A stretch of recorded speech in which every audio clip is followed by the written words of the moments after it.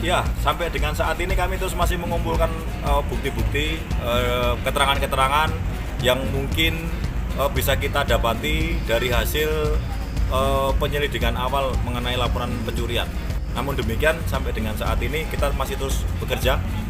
Belum ada yang bisa kami sampaikan seperti apa hasilnya, karena kita terus bekerja. Kita coba mengumpulkan keterangan dari para saksi, kemudian kita cek apa yang dilaporkan hilang. Kita sedang inventarisir, nanti kita sampaikan kemudian. Ada berapa yang dimintai keterangan saksi? Belum, sampai sekarang kita terus masih akan mencoba meminta keterangan beberapa saksi.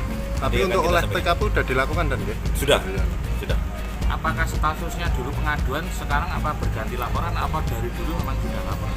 Ya, itu mungkin ada keterkaitannya dengan yang terdahulu ya. Artinya itu ada terkaitannya. Oleh sebab itu data-data yang kita kumpulkan pun juga cukup banyak. Artinya kita meminta keterangan apakah misalnya itu laporan pencurian, apakah barang yang dicuri kita sebutkan seperti apa aja yang dicuri, kemudian siapa yang mengetahui dan lain sebagainya. Artinya langkah-langkah penyidik dalam melakukan penyelidikan sampai nanti mungkin akan kita naikkan kepada penyidikan, kita masih berproses. Terkait dengan status kepemilikan barang yang hilang itu juga? Iya, betul sekali. Dan di sisi lain kan juga dari kubu Sinuhun kan juga melaporkan terkait dengan penamparan ini sendiri. Itu juga sudah masuk belum? Sudah masuk dan kita sedang proses. Sudah ada yang dimintai keterangan dan untuk itu? Sudah. Berapa dan? Ya, nanti kita sampaikan kemudian hasilnya. Ya.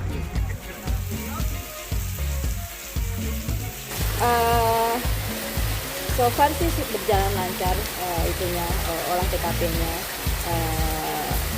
Karena kan yang diperiksa itu kan ada tiga ruangan yang dibongkar, tapi sebetulnya yang kehilangan itu barang pribadi saya ada di dalam kamar pribadi saya. Sama kalau yang milik keraton yang di sini ada, di luar sininya ada lemari yang isinya barang-barang kuno seperti cangkir perak, pisau perak, kemudian cangkir kuno peninggalan PB10 ya. Itu. Jadi nanti kita baru akan menunggu lagi lanjutan proses penyidikan ini. Kalau ini tadi ada sampai berapa gitu untuk adegan olah TKP-nya tadi? Ada berapa tempat titik gitu? Satu, ada 4 TKP. Jadi yang di teras ini, kemudian di ruang tengah kamar pribadi, kemudian masuk ke dalam lagi di ruangan makan. 5 deh berarti sama kamar mandi. Dengan adanya olah TKP ini sendiri harapannya berjalan itu? Ya, saya nggak mau berangan-angan sih sebetulnya, karena kan kalau untuk ketemu itu ya saya kurang tahu. Tapi kalau misalnya ini sebagai ini aja sih sebetulnya pembelajaran dan peringatan bahwa keraton sekarang sudah ada penghuninya, ya kan. Jadi biar tidak ada lagi pencobaan pencurian lagi gitu kan. Ya syukur sekarang kita sudah bisa masuk. Kemudian saya berharap nanti ini daerah sini atau pavilion sini nanti akan ada yang meninggali atau aktif supaya ada yang menjaga. Jadi tidak ada lagi kejadian kemasukan atau kemalingan lagi gitu. Tadi Bu Triatun juga diajak untuk melakukan itu olah TKP. Oh ya, beliau tadi juga harus menjelaskan pada saat kejadian dia menemukan si orang tersebut, kemudian sampai dia eret-eretan sama si maling itu sampai dia dicekek segala macam, itu juga diceritakan dari posisi depan sampai ke belakang. Kita sebagai sesama warga negara Indonesia yang baik maupun saya sebagai sahabat Kanjeng Adit, ketika saya dimintai menjadi saksi oleh kepolisian, saya siap ya, menjadi warga negara yang baik gitu. Ya, intinya itu. Ini apa? Semoga titik poinnya, semoga kasus kekerasan di dalam lingkungan Keraton Kasunanan Surakarta sebagai simbol budaya yang adiluhung bagi masyarakat Jawa khususnya dan bagi rakyat Indonesia pada keseluruhannya ini tidak terulang kembali. Kekerasan ini tidak terulang kembali. Karena Kanjeng Adit memakai baju Jawa, dawuh dalem, ditampar oleh oknum Gusti yang memakai baju tidak memakai baju adat di tempat adat. Beliau ditampar.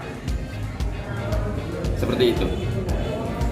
Ini saya takut simbol-simbol budaya kita menjadi presiden buruk bagi simbol-simbol budaya kita. Yeah. Kalau apa? Tadi kan kalau Gunung bilang bahwa tarian ini sudah tidak dilatih selama 6 tahun itu, apakah sebenarnya selama ini juga latihan apa budaya Ketawang itu sudah rutin setiap kelas bulan atau Jumenengan itu berlangsung tiap tahun.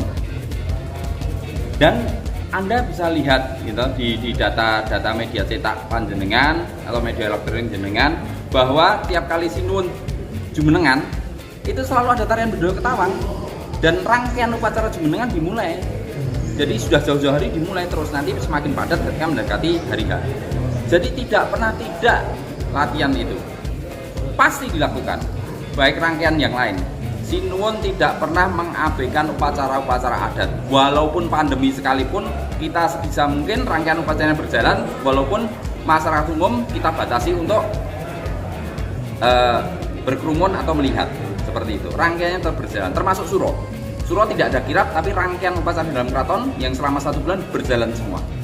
Kalau abdi dalamnya itu apakah juga katanya ada aturannya bahwa ini abdi dalam yang paling tidak sudah 25 tahun apa yang mengajarkan itu sudah 25 tahun menjadi penari budaya Ketawang. Yang paling mendasar dari budaya Ketawang adalah dawuh dalem atau perintah raja. Karena itu otoritas raja, dawuh dalem menjadi persyaratan utama. Jadi penari-penari ini adalah penari-penari yang didhawuhi Sinuwun. Ya, didhawuhi dan tersumpah. Dan sudah bertahun-tahun menjadi penarinya Sinuwun. Menjadi pusaka dalam penari jadi. Itu termasuk abdi dalam ya. Abdi dalam. Dan menerima gaji resmi dari Keraton Kasunanan Surakarta Hadiningrat. Jadi tidak ada keraguan. Yang malah menjadi pertanyaan, lah kalau penari yang itu tadi menarikan menghalangi proses penarian kita tadi itu siapa?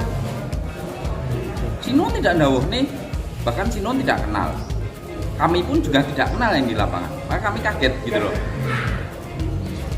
Artinya tadi itu sebenarnya latihan rutin ya? Tarian rutin.